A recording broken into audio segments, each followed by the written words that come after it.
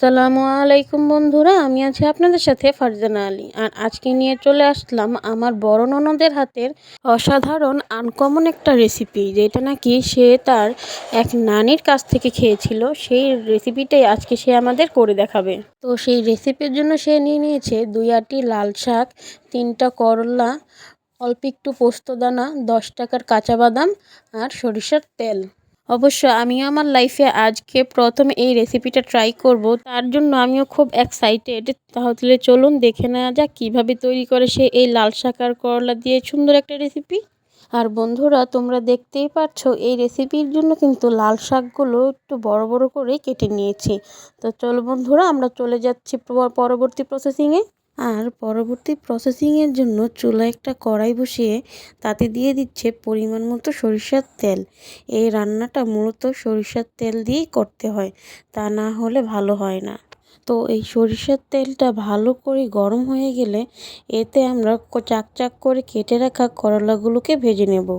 তবে হালকা একটু নুন হলুদ দিয়ে এই করলাটাকে ভেজে নেব।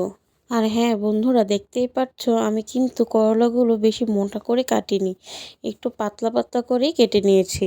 তো এখন এই করলাগুলোকে খুব ভালোভাবে ভেজে নেব, তারপর চলে যাব পরবর্তী প্রসেসিংয়ে।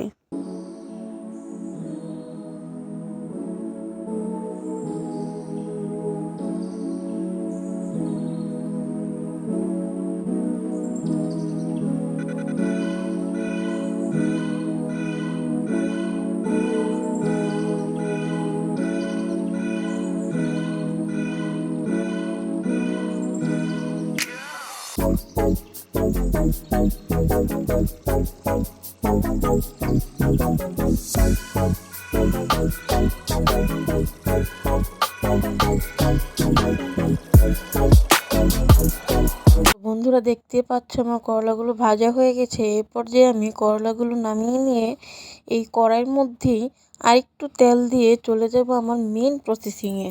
আর মেন প্রসেসিংয়ের জন্য তেলটা খুব ভালো করে গরম করে এতে দিয়ে দিচ্ছি মিডিয়াম সাইজের একটা পেঁয়াজ কুচি আর 3 থেকে 4 কোয়া রসুন কুচি। এইখানে রসুনটা আগে দেওয়ার কোনো ব্যাপার নেই, পেঁয়াজ আর রসুনটা আমরা এখানে একসাথে ভেজে নেব।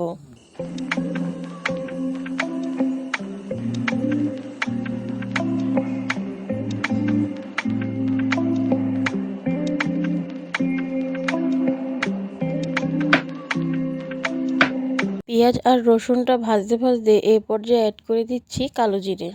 আপনারা স্ক্রিনে দেখতেই পাচ্ছেন আমি এখানে সামান্য পরিমাণে কালো জিরা ইউজ করেছি, শুধুমাত্র কালো জিরার ফ্লেভারের জন্য। আর আমার মতো কালো জিরার ফ্লেভারটা কার কার ভালো লাগে অবশ্যই তারা কমেন্টে জানাতে ভুলবেন না। তো এই পেঁয়াজ রসুনটাকে এখন আমি কালো জিরে দিয়ে খুব ভালোভাবে ভেজে নেব। আর ভাজার এক পর্যায়ে এখন আমি আবার অ্যাড করে দিচ্ছি এতে পোস্তদানা। তো দেখতেই পাচ্ছেন বন্ধুরা, আমি কিন্তু একই পরিমাণের কালো জিরা আর পোস্তদানাটা ইউজ করছি। অবশ্য আপনারা আপনাদের শাক আর করলা অনুযায়ী এই কালো জিরার পোস্তদানাটা বাড়িয়ে বা কমিয়ে দিতে পারেন।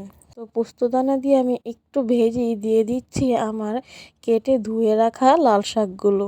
এইবার এই সবগুলো উপকরণের সাথে লাল শাকটাকে খুব ভালোভাবে মিশিয়ে নেব।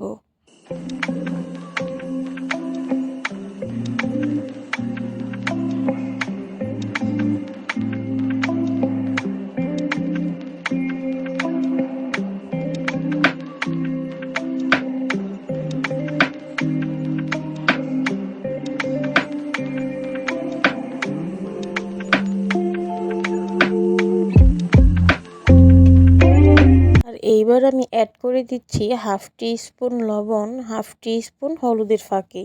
আর লবণটা আমি অবশ্যই আমার স্বাদ অনুযায়ী ব্যবহার করছি, আপনারাও আপনাদের স্বাদ অনুযায়ী লবণটাকে ব্যবহার করবেন। তো এইবার আমি সবগুলো উপকরণ খুব ভালোভাবে মিশিয়ে নেব। আর যেহেতু আমরা এখানে এই শাকের সাথে করলাটা ইউজ করব, তাই করলার তেতো ভাবের একটা ব্যাপার থাকে, আর সেই তেতোটা ব্যালেন্স করার জন্যই আমরা এখানে দিয়ে দিচ্ছি 1 টিস্পুন সুগার, যা আমাদের করলার তিতা ভাবটাকে একটু ব্যালেন্স রাখবে।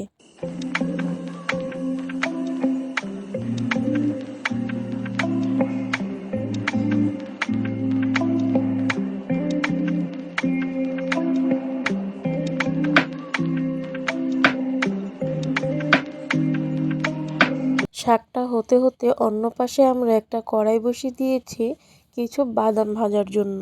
কেননা আমরা আমাদের হাতের সামনে ভাজা বাদামটা পাইনি, কাঁচা বাদাম ছিল, তাই সেই বাদামটাকে ভেজে এই লাল লাল খোসাগুলো ছাড়িয়ে আমরা এই শাকের মধ্যে ব্যবহার করব। আপনারা চাইলে ডিরেক্টলি ভাজা বাদাম এনে খোসা ছাড়িয়েই শাকের মধ্যে ব্যবহার করতে পারেন। আমি যেহেতু ভাজা বাদামটা হাতের কাছে পাইনি, তাই একটু কষ্ট করতে হলো। আর এইদিকে দেখতেই পাচ্ছেন আমার শাকের থেকে কিন্তু হালকা একটু পানি ছেড়েছে। তো এই পর্যায়ে আমি অ্যাড করে দিচ্ছি কাঁচামরিচ কুচি। আর বন্ধুরা, শাকের এই পানিগুলো কিন্তু আমরা রাখবো না, শাকটাকে একদম ভাজা ভাজা করে ফেলবো।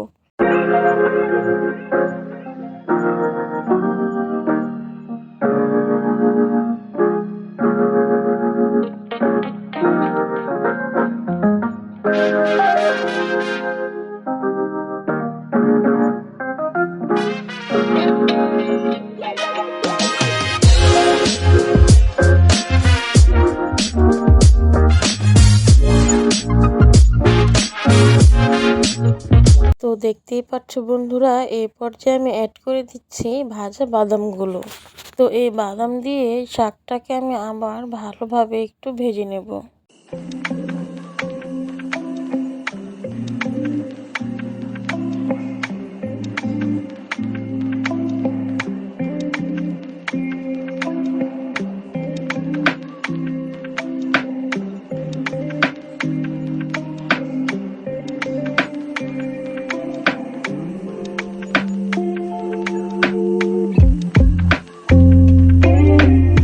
বন্ধুরা, আপনার স্ক্রিনে শাকটা দেখে নিশ্চয়ই বুঝতে পারছেন কি পরিমাণে ভাজা ভাজা করেছি শাকটাকে।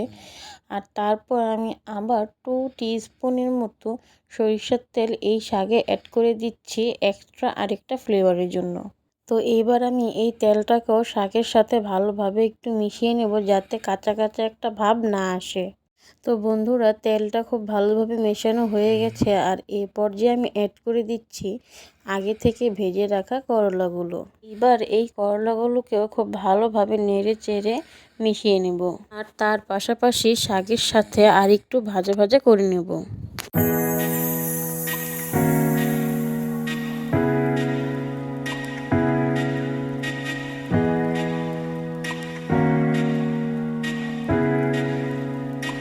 তো ফাইনালি বন্ধুরা, আপনারা দেখতেই পাচ্ছেন আমার এই শাক ভাজার রেসিপিটা একদম তৈরি।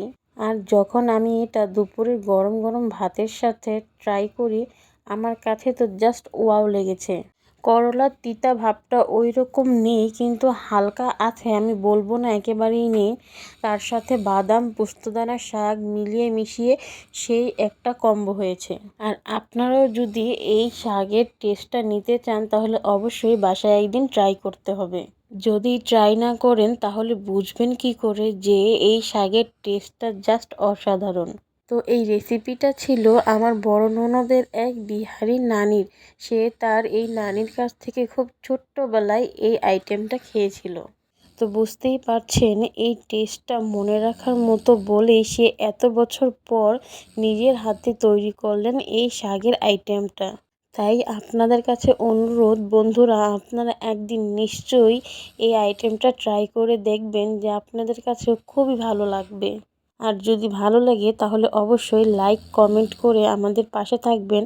আর যদি ভালো না লাগে তাহলে কমেন্টে এসে গালাগাল দিয়ে যাবেন। তবে আমি আশাবাদী গালাগালের থেকে প্রশংসাটাই বেশি পাবো। তো আমি ফারজানা আলী আজকের মতো বিদায় নিচ্ছি। আর আপনারা সবাই ভালো থাকবেন, সুস্থ থাকবেন। আর অবশ্যই লাইক সাবস্ক্রাইব করে আমার পাশে থাকবেন। আল্লাহ হাফেজ।